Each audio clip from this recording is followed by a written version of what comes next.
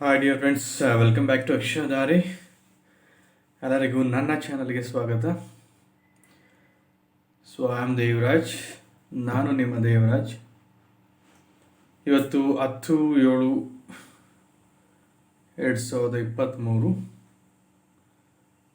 ಇವತ್ತಿನಿಂದ ನಾನು ನಿಮಗೆ ಸ್ಪೆಷಲಾಗಿ ನ್ಯೂಸ್ ಪೇಪರ್ನಲ್ಲಿ ಹೇಗೆ ಕ್ವಶನ್ಸನ್ನು ಫಾರ್ಮ್ ಮಾಡೋದು ಅಂತ ಹೇಳ್ಕೊಡ್ತೀನಿ. ಅದಕ್ಕೆ ಮುಂಚೆ ಇವತ್ತಿನ ಪೇಪರನ್ನು ಓದೋದು ಸ್ಟಾರ್ಟ್ ಮಾಡೋದಕ್ಕೆ ಮುಂಚೆ ನೀವಿನ್ನೂ ನನ್ನ ಚಾನಲ್ಗೆ ಸಬ್ಸ್ಕ್ರೈಬ್ ಆಗಿಲ್ಲ ಅಂದರೆ ದಯವಿಟ್ಟು ಸಬ್ಸ್ಕ್ರೈಬ್ ಆಗಿ ಮತ್ತು ಲೈಕ್ ಮಾಡಿ, ಕಮೆಂಟ್ ಮಾಡಿ. ಮುಂದಿನ ದಿನಗಳಲ್ಲಿ ಯಾರು ನನ್ನ ಸಬ್ಸ್ಕ್ರೈಬರ್ಸ್ ಇರ್ತಾರೆ ಅವರಿಗೆ ಸರ್ಪ್ರೈಸ್ ಇರುತ್ತೆ ಆ್ಯಂಡ್ ಆಲ್ಸೋ ಬೆನಿಫಿಟ್ಸ್ ಇರುತ್ತೆ. Don't miss the opportunities which I am going to you. ಇನ್ನೆಲ್ಲ ಅವಕಾಶಗಳನ್ನು ಕೊಡ್ತಿರ್ತೀವಿ, ಅವಕಾಶನ ಮಿಸ್ ಮಾಡ್ಕೋಬೇಡಿ. ದಯವಿಟ್ಟು ಸಬ್ಸ್ಕ್ರೈಬ್ ಮಾಡಿ, ಲೈಕ್ ಮಾಡಿ, ಕಮೆಂಟ್ ಮಾಡಿ ಆ್ಯಂಡ್ ಈ ವಿಡಿಯೋನ ಕೊನೆವರೆಗೂ ನೋಡಿ. ಏನೆಲ್ಲ ಇನ್ಫಾರ್ಮೇಷನ್ ಇರುತ್ತೆ ಆ್ಯಂಡ್ ಆಲ್ಸೋ ಕೊನೆಯಲ್ಲೇ ನಿಮಗೆ ಒಂದು ಸರ್ಪ್ರೈಸ್ ಇರುತ್ತೆ.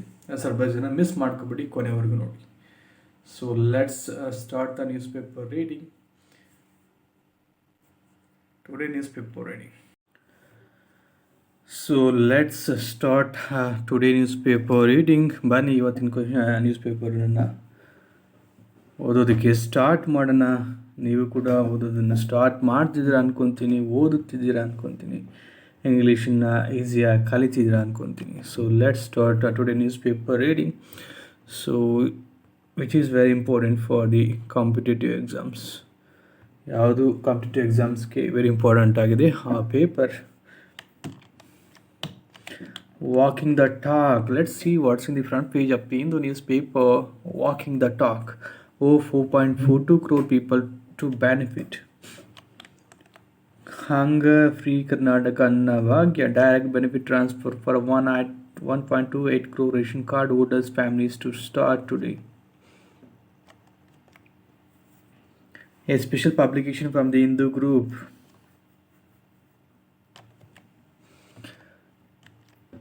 Nadda chairs regional meeting in Hyderabad. 16 killed as rain founds North India. SC Collegium agrees to judge's request. Modi's treble wise rupee Polish policy. Amid Chinese quest for currency supremacy. Brook leads chase as England wins at Leeds. Objections overruled. Forest bill goes to House unchanged. Parliamentary Committee endorses proposed amendments to Forest Conservation Act 1980 in its entirety. Environment Ministry denies charge that changes dilute various protections in the law. Repolling in 600 booths in Bengal today. Amarnath Yatra 129 stranded pilgrims from Karnataka moved out of Panchtarni base camp. Government museum to guest first makeover. Indira canteen stop filled up.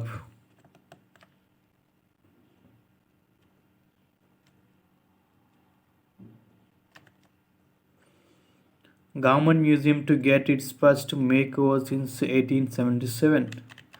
Government museum and Venkatappa art gallery are to be closed for a year.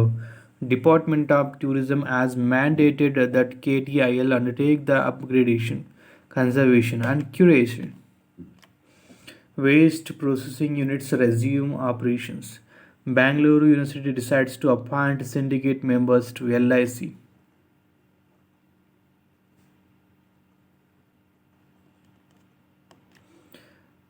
Deputy CM catches Indira canteen staff fleecing customers.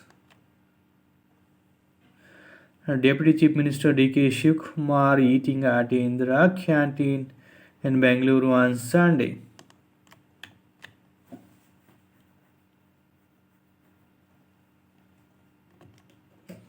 Grabbing a bite or a drink to get costlier by around 10% at hotels, restaurants and bars. GM calls for halt to all works at Bengaluru City Railway Station. Women constable alleges rape by colleague. Let's read this. What is this? Women constable A woman police constable 28 filed a complaint with the Southeast Division Police alleging that she was raped by one of her colleagues, another constable at the same police station. She alleged that her colleague had raped her when she was alone at home in 2018 and later promised that he would marry her based on which they were in a relationship. However, she added that when she recently came to know she was pregnant and told him, he tried to get her to abort the child and refused to marry her. When she protested, he assaulted her with a lathi and left her wounded. The victim was treated at a government hospital, following which she filed a complaint, sources said. The police are on the lookout for the accused. If there is no protection for the police, who will give the protection for the common people? So, EMPR invites registrations for international webinar on fireplace. Youth killed in accident while taking joyride. Rat picker killed. Rainfall deficiency reduces, but specter of drought remains in state. Though heavy rain since the last few days has helped bridge the shortfall significantly across Karnataka, the cumulative rainfall is below normal for the period of June 1st to July 9. Rain wreaks havoc across coastal belt. Anna Bhagya CM to launch cash transfer today. Halika community seeks a most backward tag. BJP leaders condole Nimbanna's death. 14 couple who had filed for divorce reunite at Lok Adalat. Jain organizations stage protest in Belagavi against murder of monk. The last rites of the Jain monk being carried out at Hirekodi village in Belagavi district on Sunday. It's too bad. Culprits should be punished. Budget has meted out injustice to Mutts BJP. IUML turns down CPI unitation to July 9, 15 anti-UCC seminar in Kerala. It was foolish on the part of CPI to think that IUML would attend its seminar. Leader of the opposition and Congress leader VD Satishan says this comes a day after Samasta, a Sunni scholar forum backing IUML, accepts the invitation. The CPI has invited only the IUML and no other UDF allies to the seminar. Nobody can move forward on this issue, avoiding the Congress. RN Ravi unfit to be governor, says Stalin. Why is Center not acting against KCR, asks Telangana leader. Woman in AP suffers burns in acid attack. Two children standing near are too scared. Accused had been pestering victim to marry him and planned to kill her if she rejects proposal.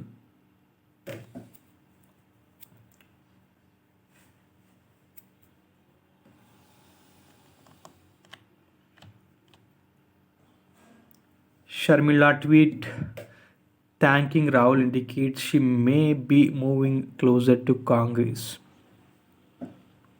Telangana to raise 10,200 crore through open market borrowings. Sunday crowd, what it is? Tourist and local population of Visakhapatnam enjoying a pleasant evening on the Rushikonda beach on Sunday. It is one of the few beaches that offers swimming under supervision, windsurfing, water skiing, and speedboat cruise to two are attractions. Karnataka has third highest number of TB HIV co-infection cases in India, NACP. Wow. KSDMA allays fears over underground rumblings. Anavagya fiasco and thinking behind rise. Let's see this. What is it? What is this editorial page? And let's remake it visible for your seeing. And the Hanna Bhagya scheme is one of the five main election promises made by the Congress Party in the run-up to the Karnataka Assembly elections. In May 2023, with the pledge to provide an additional 5 kilograms of free rice to every member of a below poverty line household. The Congress party vision is as disappointing as the central government's policy. Even the fiercest critics of the PDS were compelled to recognize its key role in protecting people from hunger during the COVID 19 related lockdowns. Many believe that the coverage of 80 crore people during the pandemic is not only laudable, it is but also adequate, it is not. Besides inadequate coverage in most states, the PDS does not provide nutritious food items such as pulses and oil. These are the two lacunae that should be rectified. In late March 2020, the central government announced that it would double rations for those who have ration cards. For the situation then, this was a good move. But even then, it did nothing for those who did not have ration cards, and there were plenty of them. The National Food Security Act (NFSA) 2013 expanded the coverage of the PDS substantially. So why are so many people still without ration cards? The law mandates that 50% of the urban and 75% of the rural populations must be covered by the PDS. The central government combined these coverage ratios adjusted to account for state-wise poverty levels with the 2011 population numbers to determine each state's quota of ration cards. As the NFSA rolled out staggered across states between 2013 to 17, PDS coverage climbed from under 500 million to reach 800 million. Its current level. The problem is that even in 2023, India continues to use the 2011 census population because the central government is blissfully evading its obligation to conduct the 2011 census. The NFSA requires that the latest completed census to be used to calculate the total PDS coverage.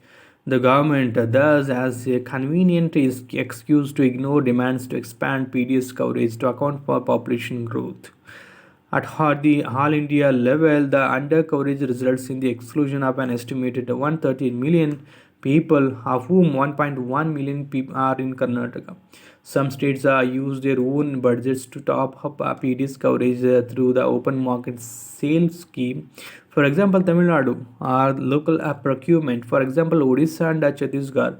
Curiously, no state government, not even these led by non-Bharatiya Janata Party parties, appears to have taken up the issue of under coverage due to outdated population estimates with the central government. Discontinuation of the OMSs. The Food Corporation of India procures grain for these broad purposes. One, it supports producers by procuring wheat and rice at minimum support prices. Two, the central government uses this to meet the needs of the PDS, providing 5 kilograms a person every month free to NFSA households, a consumer subsidy. 3. The stocks are used for price stabilization through the OMSs. The OMSs has been in the news recently. It is crucial for those states that go behind NFSA entitlement.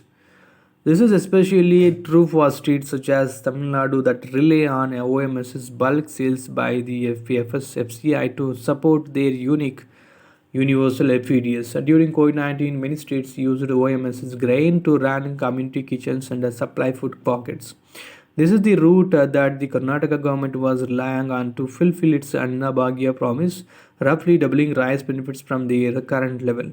When Karnataka sought OMS's grain for the Annabhagya promise, the central government said that it would no longer allow states to buy OMS's grain.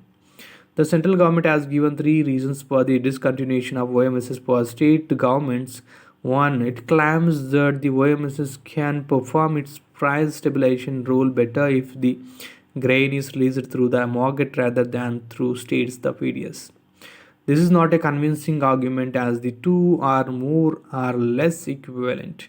In fact, there is no guarantee that private leaders who get OMS's rise at fixed prices will pass on the benefits to consumers. Two, the central government has expressed worries about maintaining grain stocks at a comfortable level. While it may be true that procurement this year will be lower than previous years, what the government fails to mention is that its current stock position is, in fact, very comfortable for the first 5 years, including when the central government was providing double rations as relief during the COVID 19 pandemic. Stocks have tended to be twice as high as the buffer stock norms. 3. It has reportedly stated that state governments are going to give the food grants to the same beneficiaries as under the NFSAR for beneficiaries of state schemes, and that the central government has an obligation to the 600 million people who are not covered by the PDS. The central government's obligation to the 600 million people outside the PDS is best met by other means. For example, updating PDS coverage by using the projected population for 2023. Had the Congress in Karnataka promised an expansion of the PDS, it could have escaped this reasoning given by the central government. Blocking OMS sales to states suggests that while the central government is unwilling to spend on this, it wants to prevent state governments from doing so. Absence before Karnataka government. The Congress party's Anna Bhagya promise betrayed a lack of vision for food security, while promised more rice to those who already get 5 kilograms each month, especially when over 1 million people in the state who would be a part of the PDS are excluded because of outdated census figures. Why not extend NFSA benefits to them instead? It is also a time to rethink behind rice and wheat through the PDS. When it comes to Karnataka's neighbors such as Tamil Nadu and Andhra Pradesh and elsewhere in Himachal Pradesh, PDS ration card holders get heavily subsidized pulses and oil through the PDS. The Karnataka government is well placed to expand its PDS to include 1.1 million excluded people and provide them with 5 kilograms of grains a person every month, either rice or millets or a combination of the two. Procuring millets to meet the obligations of an expanded PDS is a sensible option, at least temporarily. Millets such as ragi are part of the local diet anyway and are equally, if not more, nutritious than rice. Karnataka is a major producer of millets. If the state procures at MSP, it could support its farmers as well as consumers. For existing PDS beneficiaries who were promised a Nabagya rice and new card loaders, the state can provide them with 2 kilograms of dal and a kilogram per liter of oil for free each month. The expansion and diversification of the PDS will cost the states roughly the same as the Annabhagya promise. More importantly, compared with the cash transfer to existing PDS households that the state is currently considering, an expanded and diversified PDS is more valuable from the point of view of social as opposed to individual benefits. This is about the Annabhagya scheme, which has this is the promise by the Congress party. Which was the promise? The Food Corporation of India ballooning stocks. The central government has claimed that the open market sales scheme cannot continue to maintain adequate buffer stocks. In fact, the stock of wheat and rice has been at least twice as high as buffer stock norms in recent years. Let's go to the next.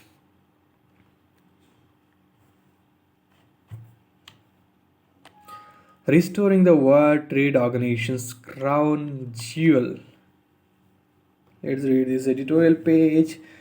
In June 2022, the member countries of the World Trade Organization managed to hammer out a face-saving deal.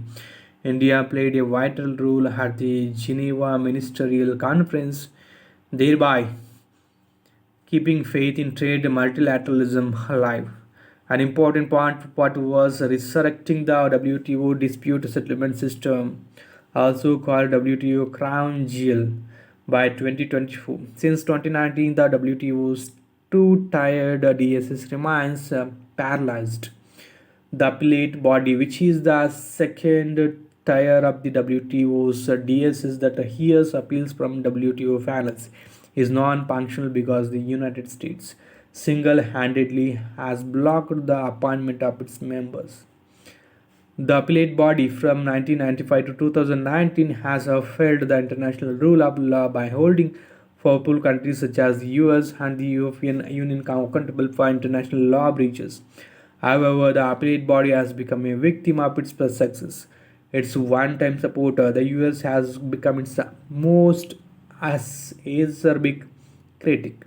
Now the clock is ticking, and from the information publicly available, it looks unlikely that the DSS will be in the pink by 2024. The precedent problem. The US reproaches the appellate body for judicial overreach and exceeding its assigned institutional mandate. That is, argues that till the time the appellate body's role is defined precisely, it cannot be resurrected. One major problem that the US identifies is that the appellate body, contrary to the text of the WTO dispute settlement understanding, has been creating binding precedents through its decisions. It is well established that there is no rule of stare decisis. That is no rule of precedent in international law. The WTO's DSU also makes this clear in Article 3.2 by stating that the appellate body rulings can neither add nor diminish the rights and obligations of WTO member countries. However, the same article also says the dispute settlements system of the WTO is a central element in providing security and predictability to the multilateral trading system. Thus, it is incumbent on the appellate body to ensure that there is inconsistency in the interpretation and application of the WTO agreements without creating a binding precedent. This requires striking a fine balance, precisely what the appellate body has tried to do. It has encouraged the WTO panels to rely on previous interpretations, especially where the issues are the same. Simultaneously, the appellate body has clarified that a departure can be made from the previous rulings and reasoning if there are cogent reasons. The argument that that means that the appellate body is following a system of precedent. In the sense it is followed in the common law system is tantamount to vastly overstating the case, as James Bachas and Simon Lost argue. Moreover, the appellate body is not the only international court that follows its previous decisions.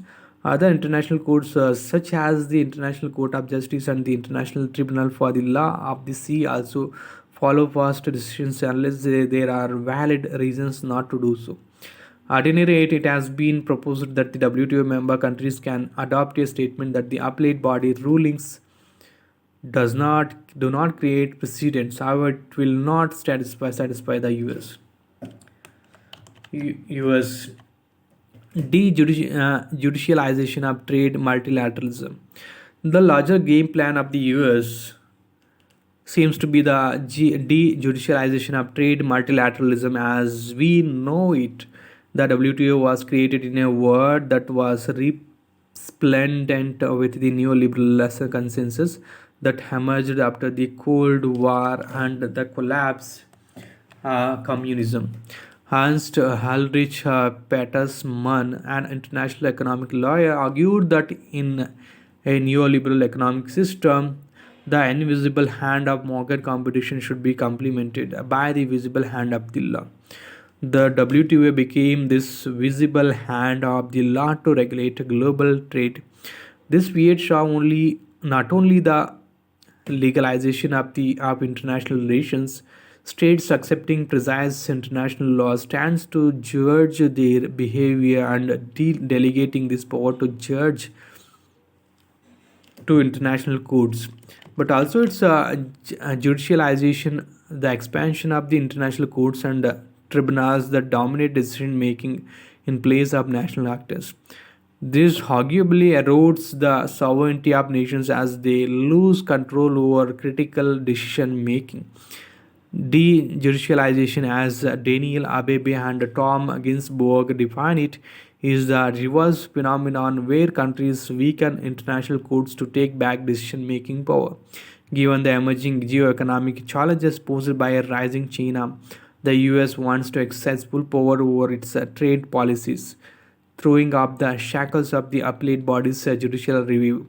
This dejudicialization should not be confused with exerting political oversight over the appellate body to improve its working. While Washington has identified multiple problems with the DSS, it has seldom offered constructive suggestions. On voting, it is a fool's errand to negotiate with the US to put the appellate body back on track. One option that other countries have, as Henry Gao argues, it to elect the appellate body members by resorting to voting at the WTO General Council meeting. But this will antagonize the US. Are countries willing to go down that road? This is about the international court. Dangerously fanciful. The Gujarat High Court has made defamation sound like a horrific crime. Blurred lines. The US decision to send cluster munitions to Ukraine blurs moral lines. Modi's rebel wise rupee Polish policy, an attempt to regain a foothold. The Congress is showing signs of revival in Andhra Pradesh. Bad loans at record low, but rates up, right up still in the mix.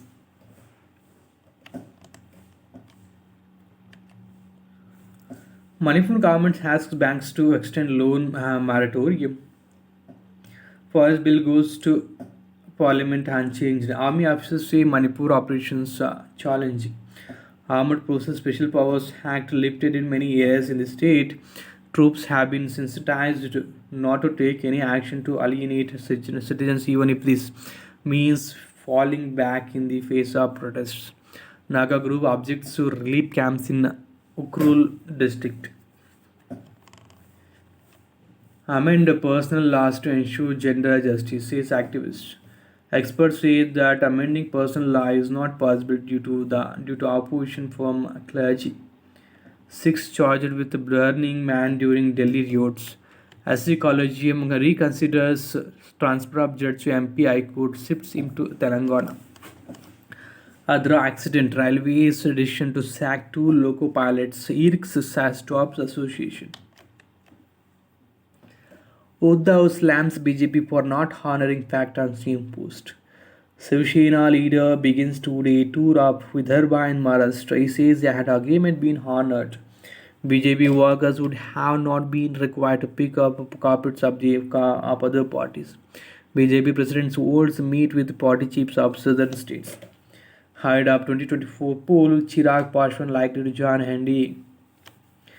Rebellion stemmed from Pawan's family didn't cause it. Bhujbal, NCP split a reminder of section battles in regional parties.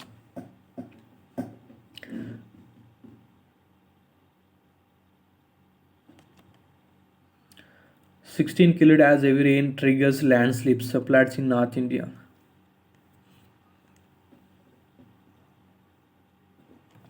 Torrential rain in Himachal Pradesh claims 6 lives, and roads and other infrastructure is damaged. Bodies of 2 soldiers who were washed away in flash floods in the Poonch retrieved. Delhi records 153 mm rainfall, highest in a single day in July since 1992. Report highlights impact of pandemic on education. 4 arrested in case of assault on Dalit man. Commerce Minister Goel to push trade deals in UK. Sri Lankan President Ranil Wickremesinghe to visit India. Ruwa's determination. Uzbekistan holds selections set to cement President Min Cheo role. Thailand PM front-runner rally supporters hand up outsuit. BRICS summit will be in person despite Putin want Ramaphosa. New Zealand PM Lipkins signs ambitious trade deal with EU. This is very important for the point of. So this is very important for the point of the examination. Let me just make it highlight it while making notes. The Helen says her Beijing visit helps put US-China relations on surer footing. BBC suspends top member after explicit images claims. Contested Bosnian Serb laws come into force. Head of US diplomats visit EU sends election team to Bangladesh. The bloc has been vocal about its support for a free and fair election in Bangladesh. How to choose the right fund to boost returns? With the new taxation in place for debate funds, where they lose indexation benefits, hybrid funds are being sold as substitutes in terms of superior taxation, as how debate funds used to be earlier. Balancing emotions in prepaying loans. Think investor, the simplest way to avoid an unintentional rise in spending due to loan prepayment is to set up an investment starting from the revised installment date. Brooke Hawks heroics keeping land alive and kicking. Harmanpreet and bowlers do it for women in blue. Woods climbs to stage 9 victory. Wingegaard has the yellow jersey. And Trevo says she derives energy and inspiration from Nadal. Madhushank and Tikshana story in Sri Lanka's triumph. England wins T20 series and Australia's 6 year streak. Brooke Hawks hero keep England alive and kicking. The former leads the chase with a brave knock of 75 while the latter takes the boast home with a calm and composed innings. Would land some lusty blows. Stokes 5 goes in vain, but the visitors lead the series 2-1. Sapiulin and Andreeva continue dream run. Rublev gets past Bublik. Berrettini sets up a clash with Alcaraz. This is let's just make it down. The make that 6 in a row of Max was stubborn. Sadak pulls up the biggest win of his career. Sadak wins up the biggest win of his career. This is a little very important for like the state examinations. So top names to miss Asian Championships. Priyansh clinches compound men's U21 under 21 individual title. Sahaja Hamalapalli stumbles at the final hurdle. England beats Spain to win dramatic under 21 Euro final. Rakshita makes final in para athletics words. Grand Chess Tour Anand Gukesh tied sixth after 9 games. Technically and tactically, we are not ahead with the top teams in Asia. King's Ransom obliques in the Maharaja's Gold Cup. Leading female sprinter under provisional suspension. Lara expects players to come good against India.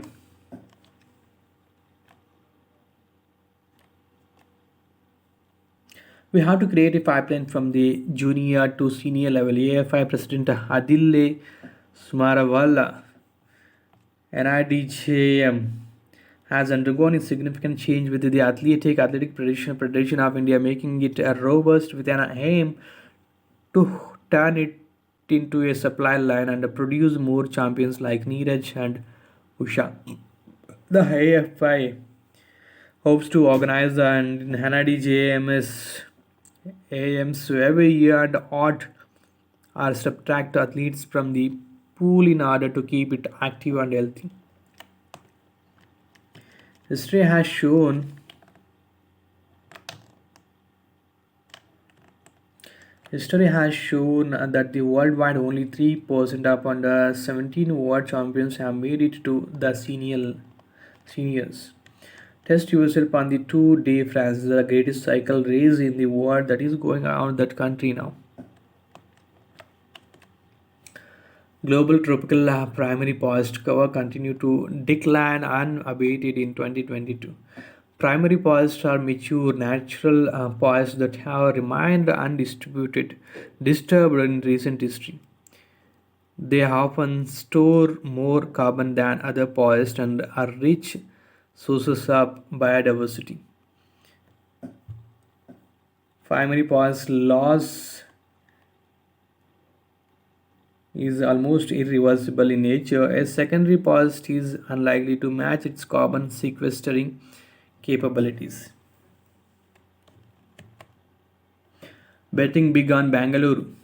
The city is a great mix up of the traditional and the modern. It has progressed from being the nucleus of scientific research in the country to becoming a global technological powerhouse. So we are now bursting at the seams with the cutting-edge startups that are building tomorrow's decision. 12 Firefly or start spots identified in Bangalore. They have been located as part of an ongoing MPRS study to conserve fireflies and their habitats, population, and diversity in Karnataka. Mysuru not to lift 10 PC power cut now. This was in past.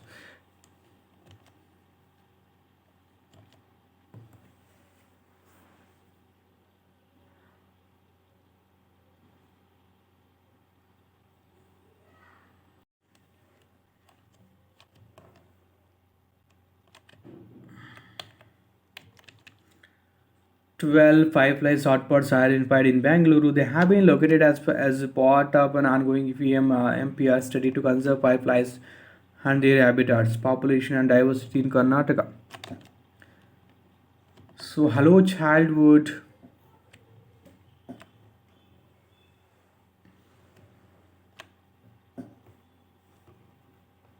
Let's make it visible. Hello, childhood. Ribbon dance in the heart of the city. A postal office.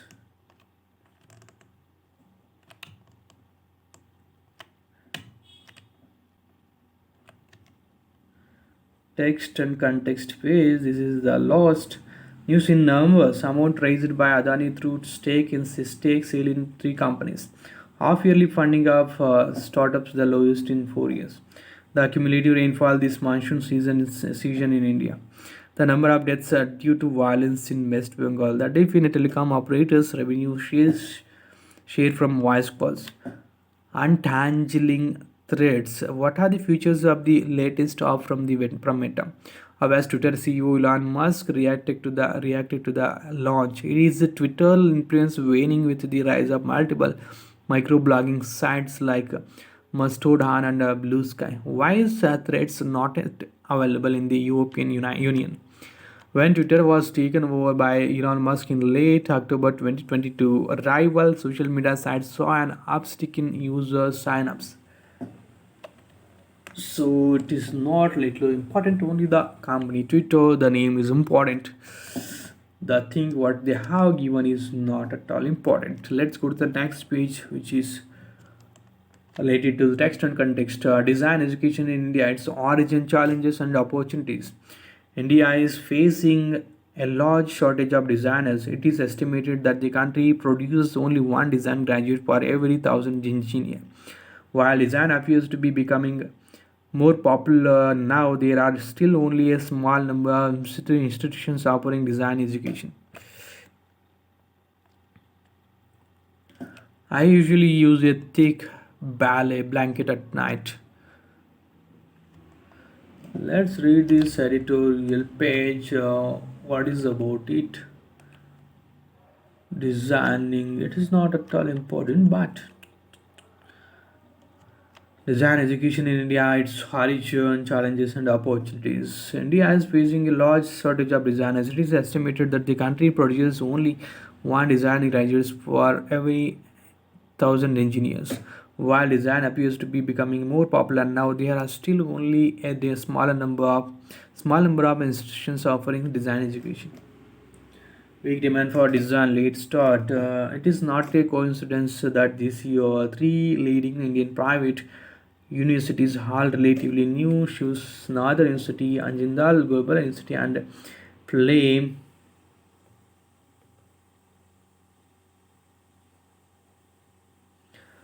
University have launched undergraduate programs in design over the past few years. Other private universities have taken the plunge into design.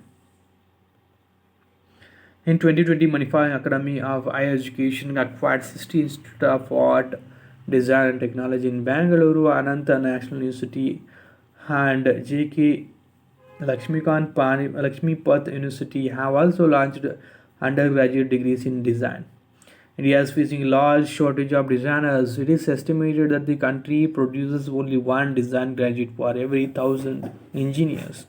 However, while design appears to be becoming more popular now, there are still only a relatively small number of institutions offering design education. Late start formal modern design education has historically logged in until the 2000s. There are a few institutions offering undergraduate or postgraduate graduate degrees in design. While the National Institute of Design in Ahmedabad was founded in 1961 and the Industrial Design Center at IIT Bombay in 1969, these two were for several decades the only institutions offering design education. Srishti, founded in 1996, came much later and was the one only private design school of note. The neglect of design began to change slowly with some help from the Indian government. In 2007, it adopted the National Design Policy and established the India Design Council in 2009. While interior design already had a fairly large market in urban India and has become bigger with India's growing economy, fashion design started to become popular as well. For the past decade or so, there has been a slow growth in the number of institutions, especially in private ones, offering our programs in design, some with international collaboration as well. Weak demand for design. In his 2020 book, The Struggle and the Promise, Restoring India's Potential, Naushad Probst, a former president of the Confederation of Indian Industry and a regular commentator on economic issues, innovation, and education, dedicated a full chapter to design. He noted with concern that perhaps no more than 100 Indian farms were passionate about design, whereas given India's size, there was a need for at least 1,000 firms to be design champions. In the book, Dr. Popes, who worked closely with the late James L. Adams, a leading expert in creativity and product design based at Stanford University, wrote that we should have many more farms in the country that see design as their core strategy. The weak demand for design scenario may be changing. India's design sector is said to be growing at the rate of 23 to 25% annually. In a 2022 report, Olina Banerjee noted that there is an accelerated demand for design. According to a 2016 British Council report entitled The Future of Design Education in India, there is expected to be a huge demand from the market for professionally run design companies as well as professionally trained designers. Supply side challenges. On the supply side, things have started to improve as well.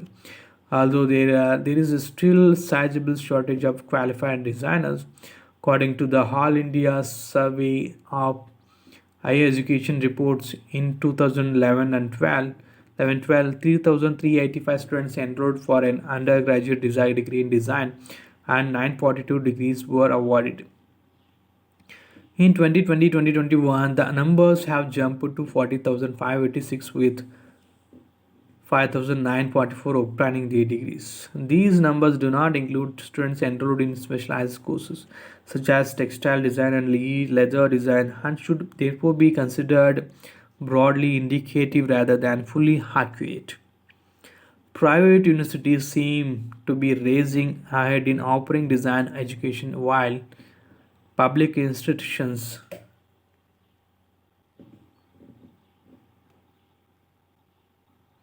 are lagging behind. Among the major public institutions, IIT Delhi is the only one to have recently launched an undergraduate program in design. However, the student intake at these and three other IITs, those at Bombay, Guwahati, and Hyderabad, offering a bachelor degrees in design, has only been 139. India's flagship design school, NID Ahmedabad, admits for fewer than 300 students to its undergraduate program. Six other NIDs have been set up across the country, but the student intake is quite low. According to Dr. Banerjee, there is not an trickle up from the top tier design institutes who together in a year may supply about 100 viable graduates. It is quite difficult to get reliable estimates on the shortage of designers, and one significant problem is that, as in the case of other disciplines, most design programs do not produce employable graduates. As the CIS India's design report put it, there is a common sentiment within design industry that design graduates are not well trained and do not possess competencies as required by the industry. Another problem is that underutilization of the available designers and variance in demand and supply across different areas of design. According to MP Ranjan, a professor at NID Ahmedabad, a lot of trained design talent is underutilized, and at the same time, there is also a need for more trained designers across many sectors. There is little doubt that design education is a growth area based on the increasing number of design programs and offer at India's universities. The 2020s could well see design education take off. However, the shortage of designers will persist because of the poor quality training. Push Higher Education is a director of the International Center Goa, Dona Pola, the views expressed here are personal. This is the last page, guys. I hope you guys have enjoyed the newspaper reading and read at least 40 minutes to 2 hours to make you better yourself in communication. So if you have not subscribed to my channel yet, please subscribe to my channel and like and comment for more videos related to healthcare, education, personal interviews, especially in the field of education. So let's see you in the upcoming videos, guys. Have a great day. Bye bye. Take care.